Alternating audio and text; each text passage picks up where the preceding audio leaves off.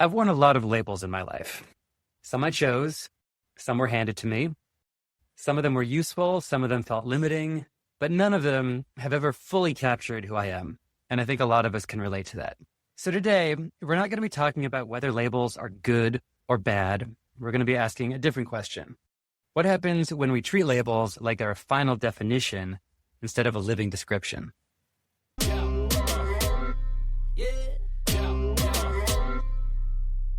Most of us were given a cookie-cutter template for how to live, love, and succeed. But what if you don't fit that mold? What if you're ready to live a little differently, even if that makes you the odd one out? We're Nyla and Cole, two people questioning the systems, the stories, and the identities that shape us. From politics to pleasure, culture to connection, this is where taboo meets truth. If you've ever felt like a black sheep, cycle breaker, or someone who doesn't quite fit the cookie-cutter mold, then you're a deviant just like us. Labels, very useful. They're a great way to try to make sense of something very complex, very ambiguous, help us understand the world and our place in it. But they can also be very rigid and very limiting. Nyla, what are some labels that have been imposed on you? Oh goodness, so many. Woman, brown, Pakistani, European, good girl, a good daughter, a wife, a mother. Oh my God, the list is endless, right? Let's see, labels I've been given. I was born into labels like white and American. Growing up, I got labeled gifted and talented by my teacher, which I think also comes with a lot of baggage. In my adulthood, I've been labeled by my friends as ADHD. Pretty much was told I was ADHD by a lot of my close friends and housemates and got a diagnosis.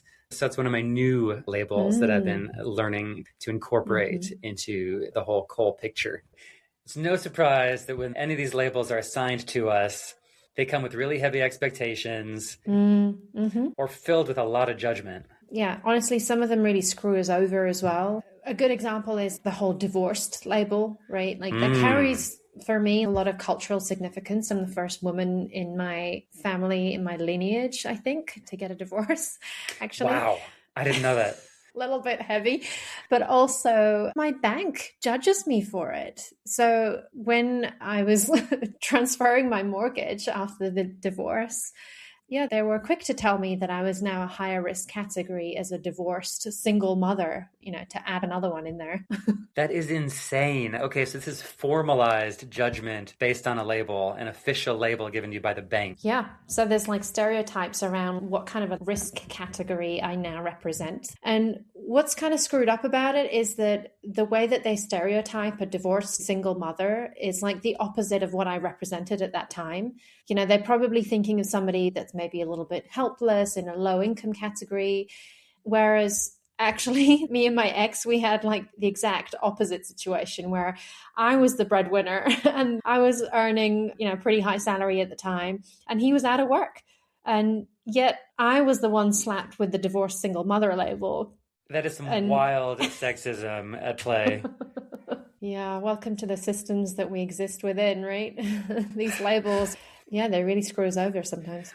Well, and then there's the labels that are just seeped in judgment. You and I have talked about the term childless for people who don't have children. Oh, yes. Yeah, I mean, it's like I'm supposed to pity you. It comes from a place of lack, right? Right. You must be so career obsessed and not have a heart to not want children. Some like moral projection in there of like selfishness or... Yeah, the term childless, in the word itself, it's about what you're lacking, what you haven't achieved yet, what you haven't given the world, where you're falling short. Right. Whereas like child-free is maybe a bit more of an accurate representation for a lot of people. It's autonomous. You choose it. It kind of reclaims your sense of agency around a big decision in your life, right? The word freedom just connotes potential, possibilities, opportunities that might come when you're not busy with childcare, right? Yeah, and there's nothing that has to be right or wrong, right? This is, I think, what happens when some of these labels are seeped in judgment, societally. It makes us feel better to like assign a right way and a wrong way. And this is just an example of it, right? Child-free versus childless. Yeah. It's essentially describing perhaps the same situation, but with two completely different lenses. Totally. The big bummer about what happens when these labels get put on us is that we can actually internalize them and internalize all the negative connotations. There's this idea called labeling theory by Howard Becker. He actually talks about the theory in terms of when people in society are labeled deviant, which I think is very topical for you and I. Mm-hmm. But, like young people who are caught committing crimes, or young people who don't show up in school and they're loitering in the parking lot, they might be slapped with the label deviant, a bane on society, bad news. And it actually gets internalized. And you believe that you have no use in society, that you'll never amount to anything. And then it becomes this sort of destiny to be called a deviant. You end up just proving people right. Yeah, I mean, I can really see how, particularly with young people, you would form an attachment to the way somebody sees you, right? Because it's almost like shaping a story of who you are. And that could be, this example of whether it's like a negative label, like you're just not good at concentrating at school. But equally, it could be, oh, yeah, she's the high achiever. And then you self-identify with these and you internalize it, right? And that becomes like a self-fulfilling prophecy because your brain's then helping you choose decisions and make choices that have a higher probability of you fulfilling that self-defined story. Yeah, even when the label has a positive or negative connotation, especially like you say, as a young person who is just starting to ask those big questions of who am I, these things just start to fill in the blanks. Oh my God, so many horrific flashbacks to high school. Yeah, I mean, when we were all desperately trying to fit in and desperately trying to figure out who the heck any of us were. You were telling me before this call about your complicated relationship with the term POC, or person of color, and how that term has been imposed on you and been part of your identity as young as you can remember growing up in the UK. Yeah, I mean, I kind of was born into this term, right? I was born in the UK. Yeah, I wasn't in the in-group, if you like. I grew up in fairly white environments where I was often the odd one out. So in many ways, I was reminded of it over and over, particularly when you're young, right? You're a teenager, you just want to fit in. And I'm surrounded by the fact that I can't fit in for a very obvious reason, like my skin and my culture and my language and everything about me that's different. But the thing that I have struggled with the term over time is that it really flattens your identity into focusing on the negative disadvantage, right? So what the label does is it really describes your identity in a way that singularly comes down to the negative disadvantage, right? So it doesn't appreciate all of the richness that comes with being who I am, irrespective of whether that is, an in-group or an out-group dynamic. Actually, my own culture, my Pakistani culture, my language, my mother tongue, all of the nuances of my identity, also about growing up in a different country, that all adds so much richness to my identity. And that all gets lost in this kind of descriptor, if you like. It's really minimizing, and it doesn't celebrate any of the beautiful things, and it focuses everything on the disadvantage. Which is, of course, important politically to highlight that disadvantage. I mean, I think the term POC is a powerful and important one to describe the experience of non-white people in a majority white place. The label has a utility, but it's specifically to describe disadvantage. And, we're talking about labeling theory, how we can wear these terms. It's the double-edged sword of the utility of these labels. Exactly. And I think that's why I have a complicated relationship with it, right? As somebody who identifies as a person of color, identifies with this label, I live the reality of that disadvantage. And I think sometimes until you step into those shoes, you can't really appreciate what that systemic inequity looks like because you don't live it every day the way I do. You're not reminded of it every day. And so what happens is that you almost can become not fixated, but like your lens can become really dominated by seeing the disadvantage of the descriptor of the label. And you yourself can forget to celebrate all of the different angles and the different edges and the things that are beautiful and worth embracing about this wonderful and different and unique cultural identity that you have. And so it has its place. And of course, the gravity of what it represents is not something to be minimized, and I would never want to minimize that. But equally, I want to not be diminished into just like a single narrative about what being a person of color represents. Yeah. Does that make sense? Totally. My mind just went to Bad Bunny's Super Bowl show, Oh, yeah. which was, I'm going to say it, I think it's the greatest Super Bowl show of all time. I said it. And it opens with someone proclaiming, "Qué rico ser Latino," how wonderful it is to be Latino. And that's the theme of the entire show. And so right off the bat, it's saying this is about identity. And then the whole show is just this celebration of Latino identity.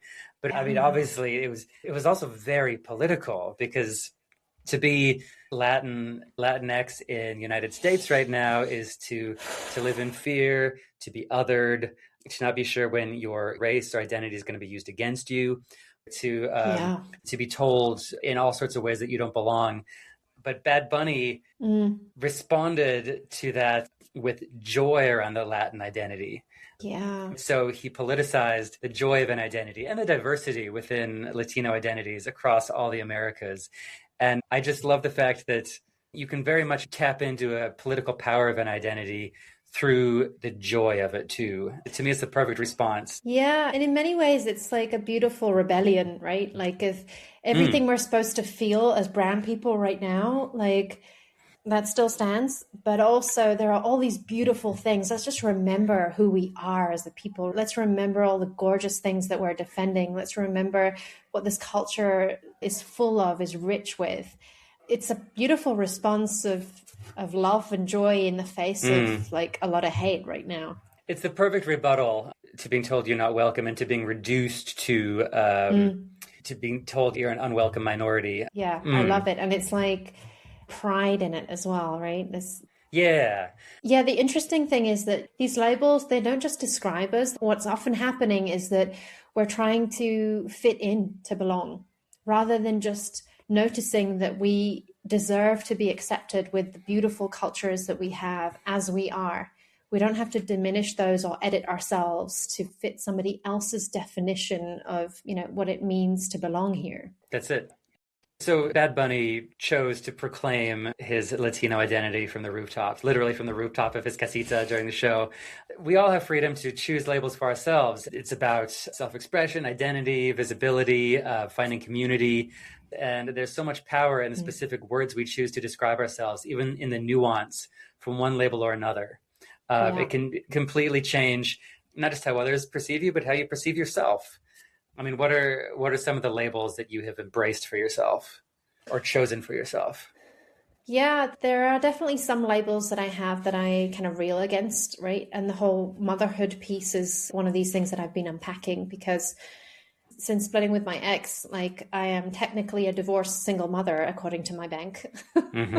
But I choose to go by co-parent rather than single mother, because similarly to what we've been saying, like the single mother is just this focus on this struggle narrative. I'm supposed to be like this this person you should pity and feel sorry for. And the hardscrabble single mother who's just trying to make ends meet. Right? Yeah, exactly. It's true.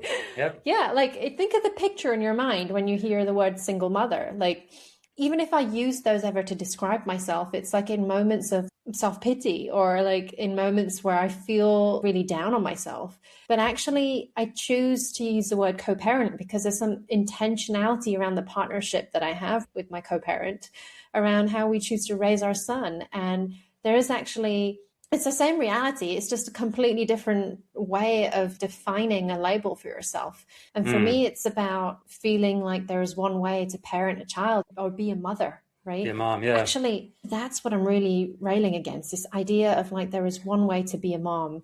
And that, for me, like there is stuff to unpack both on a societal level, in the UK around like how mothers are supposed to show up and how that's supposed to fit alongside your own individual dreams and identities and desires in life, whether you are still a sexual person or not, whether you still deserve to have dreams and a career and, ideas of what impact you could have in the world outside of being a mother.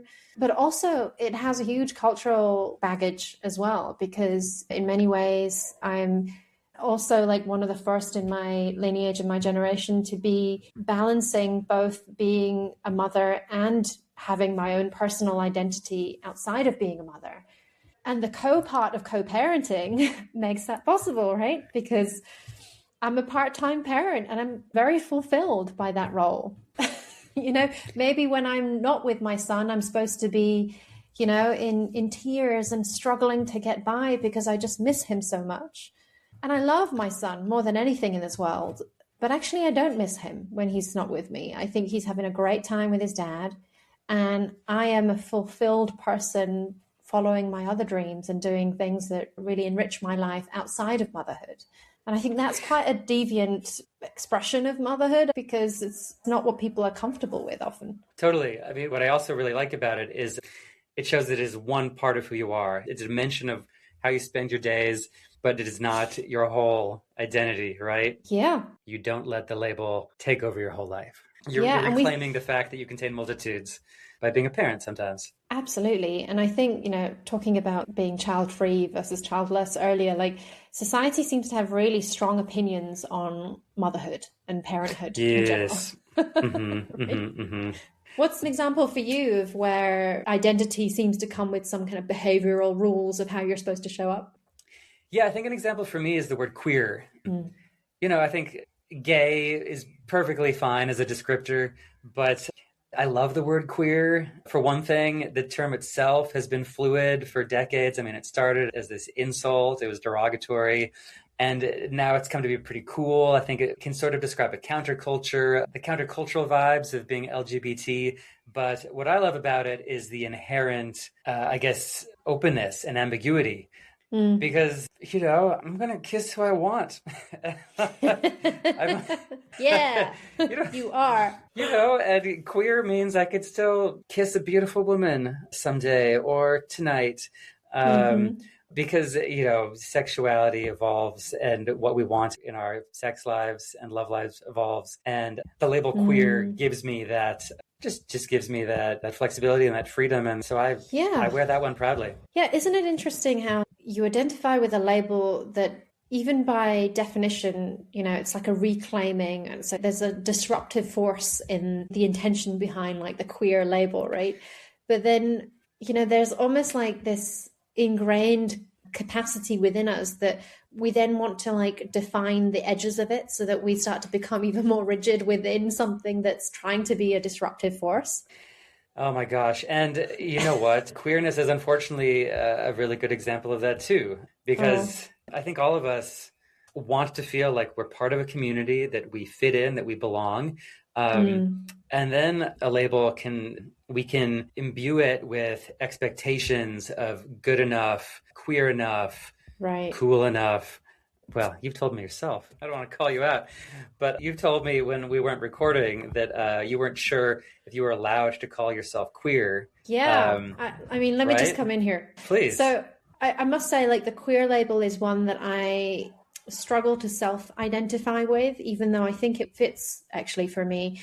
Partly, I just don't know if I'm a legit queer person, I'm very feminine presenting. Like, is that like really judgmental of me to assume that I have to present a certain way to be queer, or I have to be like radical in some way? I mean, I just don't know if it's okay for someone like me to call herself queer. And I think that's my slight discomfort with it, even though rationally I can understand that this is about fluidity in my sexual expression, right? And it doesn't have to be any one definition of that. And yet here I am still feeling a little bit uncomfortable about whether I'm legit queer or not. Well, I mean, I've got a friend who is very sexually attracted to women, but she hasn't acted on it, and she doesn't feel like she's earned, quote unquote, the term queer. Yeah, and I mean, I just find that really disheartening because it's like suddenly these labels have these gatekeepers, or you've both sort of felt like there's some gatekeeping to these labels, and it just sucks when a label that's supposed to be liberating ends up coming along with really specific expectations and boundaries and norms. Yeah. I think that the beautiful thing about labels connected to our sexuality, especially if you're exploring and unpacking that, is that actually what I have realized, and I know a lot of people around me notice about this kind of exploration of yourself, is that it's very fluid and you're not any which way. And sometimes, you find yourself on apps and things being like, I'm not sure any of these fit me. Maybe all of them fit me to some degree, right? I can't select them all. Maybe But one fits you today and it won't fit you next week. exactly. That's the whole point, right? Is that actually we are, again, it's the whole thing of we are multitudes, but the idea that even our sexuality needs to be labeled, like, how bisexual are you? Are you more heterosexual than bisexual? Are you heteroflexible? Are you bi-curious? Have you acted on it? Has your expression of performing it qualified you to claim the label? That's what it becomes about, right? Are you performing it or are you actually it? I know someone who's a straight identifying woman, and she didn't think it was proper for a bisexual woman to be president of an LGBT organization because this bisexual woman was dating a man and, quote, hadn't suffered enough. Oh my God, what? So yeah, this idea that you have to prove, you earn a label through suffering and hardship. Yeah. Maybe you, if you're deemed to have suffered through it enough, you can be branded. This, I mean, come on. Come on, people. These are all the ways we don't help ourselves. Yeah, labels are supposed to be creating community rather than... But actually what you're getting is tribalism. It's like, in many ways, it's this whole in-group, out-group thing. You get the community, tick for the good stuff. But then when you're in your community, then you're looking out at everybody else being like, well, you're not in. And that's the part that we just don't need, right? Yeah. You mentioned high school, trying to fit in, trying to figure out who we are. I think we also carry that with us when we grow up, and we still constantly look for groups to fit in with. And a lot of the time when we find it, we can get very tribal and exclusive, and we like to be king of the hill. Yeah. Yeah, it's what Brene Brown talks about with this whole idea of like belonging versus fitting in, right? Like how you start to perform your identity to remain legitimate in that group because you've ended up there because you feel seen there. But now somehow there are different parts of it that you start to perform rather than continue to kind of self-define, if you like. Yeah, and it's... I think communities are great to belong in, but when you feel like you've got to fit in, you've got to like adapt and conform to fit in, to prove yourself, then it's actually the opposite of belonging, right? Oh my God, story of my life. Yeah, unfortunately, a lot of the time, labels stop being just descriptors and they start being scripts for how to fit in with the groups we want to belong in. They don't just describe us, they train us for what's good enough to fit in. How do we edit ourselves to be part of this community, to be the best version of this label that we can be, which is the exact opposite of finding belonging through a label and a community. Yeah, and I also wonder if, I think about how when we're in growth spaces, actually, we're often outside of our comfort zone, right? So there's like some discomfort. I often think about like when I feel discomfort, there's something for me to grow into there, or there's like something to learn. And I'm thinking about how that fits with labels, because labels also age, they get old. Even something as disruptive as the queer label, it goes through a process of aging a little bit. And if we don't evolve those labels as we evolve the ways we identify with those labels, that's when they start to feel like outdated. Yeah. And maybe that's my discomfort with the queer label, is that my perception of that label is outdated now. And actually, I am also queer. I just don't associate the way that I express myself as also fitting with, the old definition that I'm holding on to. Carl Rogers, you introduced me to his thinking of self-concept versus organismic self, which is a very fancy way of saying a lot of us, once we decide the communities we want to be a part of, we then have an aspirational self that we're trying to conform to. We're like, I need to be this kind of queer. I need to be this kind of feminist. I need to be this kind of mother. I need to be this kind of person of color. And then we are sort of chasing that target of that sense of self and maybe abandoning who we actually are a lot of the time because we're paving over all the different shapes this label can take and this identity can take, and we get really hung up on that conformity. Yeah, I think the thing that really resonates for me with what Carl Rogers says is very much about like evolution, right? And like holding on to rigid definitions of these labels, even when the labels themselves are trying to be disruptive. Like there's a pattern that we're just repeating even after we disrupt. And actually, what does it look like to have the freedom to keep evolving and to keep updating your own identity, maybe we can take flavors of all of the different parts of our identities, and we can feel a part of lots of different labels rather than needing to rigidly show up as, a person of color in a certain way, or a feminist in one way, or a mother in only one way, what are the stories in our heads about like how that should be? It's that should voice versus the life we're living, right? How can we just evolve this? I mean, what we're talking about is intersectionality. And I mean, the term intersectionality, we hear it loads, but I feel like a lot of the time when we talk about intersectionality, it has like a complication. It's like, well, we need to make room for all these different types of this label. We need to make sure there's space, which is absolutely true. But then what we don't talk about is how each of those different versions of this label adds so much to just the breadth of this community, the ability of a community and a label itself to evolve. I mean, there's this alchemy that happens when there's all these different Venn diagrams of labels, and you have so many different versions of queer people in a queer space. You have so many different versions of people of color all coming together in community. That's actually what keeps the label vital and urgent and growing. And I think we overlook the fact that keeps these labels from getting stale.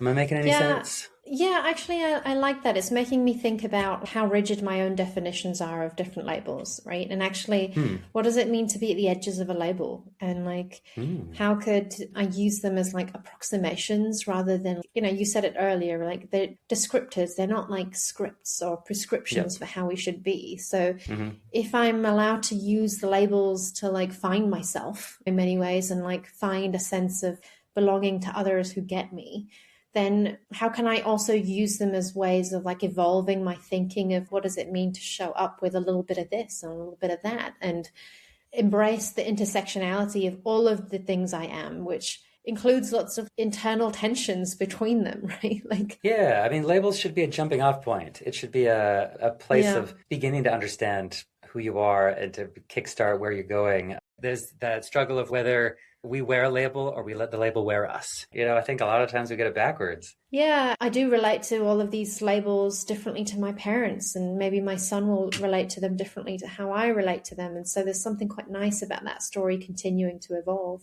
Yeah, I mean, labels are allowed to evolve too. The way language evolves. I think when community becomes conformity, it really bums me out. And I think it especially happens when we don't celebrate intersectionality.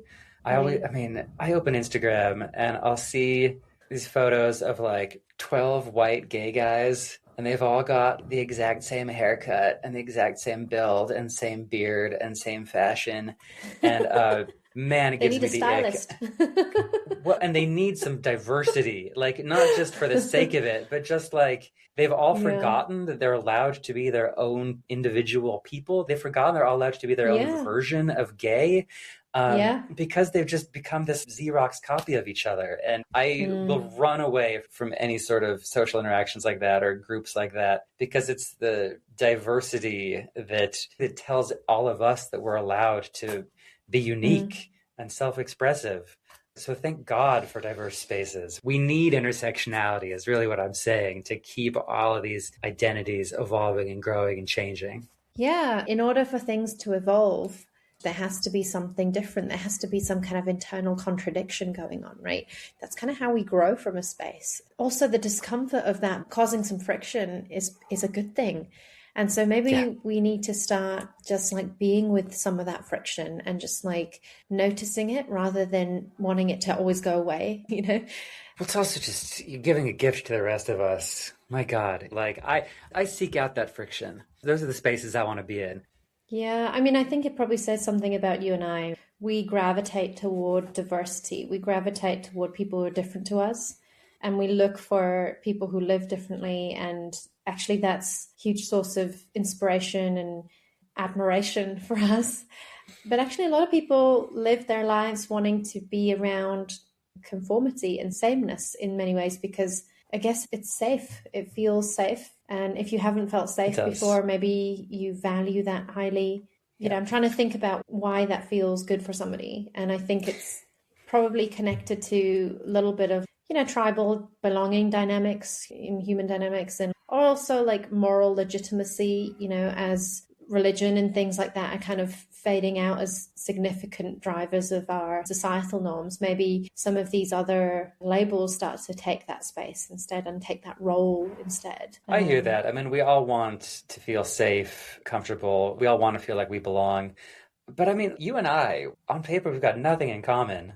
But like, right? I guess we met through work, but you're my people. I almost feel offended to say that. Like, I know, right? It's dirty W word. It seems so wrong. But I mean, you and I connected and became friends, not because we were like pursuing people with our own labels. We weren't like going out label matching, because we don't have a lot of labels that match. The way we grew up is different. The way we live our lives is different. We probably couldn't be more different, actually. Honestly, but you're my people, Mm-hmm. So I guess I just feel sad for people who choose to they make the boundaries of their lives based on the labels they wear, because that's so limiting. It also explains why sometimes the people closest to you can feel the furthest away, right? I feel like actually the people on paper who seem to be, or who might be the closest to me, are actually the people who understand me the least. Yep, I can relate to that 100%. Yeah. And I also just think it's a wonderfully mind-expanding exercise to have a conversation with somebody who's living off script, right? Because we've all chosen these unique paths, and that's the beautiful thing about life, is that actually we are all such unique individuals. We've had different journeys and stories to get here. And whilst Instagram may have us believe that we can all compare ourselves to each other and compare our success and our paths to each other, we're so unique and we can't be compared. I think the fact that we all have different labels means there is no script. That it's not about rejecting any of them, but it's just about knowing that we're, of course, greater than the sum of our parts, Exactly. Yeah, and I think, there's a part of me that really sits with this question, who are you? Well, I've given up asking myself that, honestly. I think I spent enough of my youth trying to answer that question, and then I realized, it's like a dog chasing its tail. But, so maybe head towards a conclusion. Neither of us is knocking the power and the force of a label. We know that it's one of the most potent forces for visibility, for connecting with yourself, for connecting with others, for being seen and heard. I mean, these things have... and it's thought-provoking. Oh, yeah. And just help us understand the world and all its complexities. Yeah. But doesn't mean labels can't evolve, and it doesn't mean we can't evolve with them or beyond them. Totally. Yeah, I do a lot of work in my private practice as well with people who are exploring what life looks like for them when they're not wearing their labels, right? When they're not performing them and they can take the mask off, and actually, what is their real view of themselves? What is their real understanding of who they are? And I think that comes to some closing questions, really, that I would love our listeners to reflect on with us. Where are you still growing beyond a word that once really felt comforting to you? A label that really felt comforting to you. Which label feels like home for you, and which just feels like pressure? I love that question, because labels are, we're supposed to find home and community and belonging when we self-identify with something. It's not supposed to feel like undue pressures, expectations, shortcomings. Right? Exactly. And if no one was watching and no one was judging you, how would you self-identify? How would you define yourself? What would be the labels that you would choose? I think there's quite a freeing thought to think about that, because sometimes we don't even realize we've been slapped with a bunch of labels that we didn't choose for ourselves. Yeah, and what happens when we can actually separate identity from performance? I think it's huge to think about. Mm-hmm. Yeah, probably a bunch of that is subconscious as well. Yep. Well, I think those are some really great reflections, just to think about how labels are evolving, how that continues to help you evolve the chapters in your own story too. Well put. Oh. Well, thank you, Nyla. My head is swimming, but mostly I just want an ice cream. Yeah, I know, me too. On that note. Well, everyone, 3 labels that Nyla and I have embraced with gusto, and we invite you to do the same. Stay curious, stay kind, and absolutely stay deviant. Oh, yeah. Bye, everyone. Thank you, everyone. Till next time.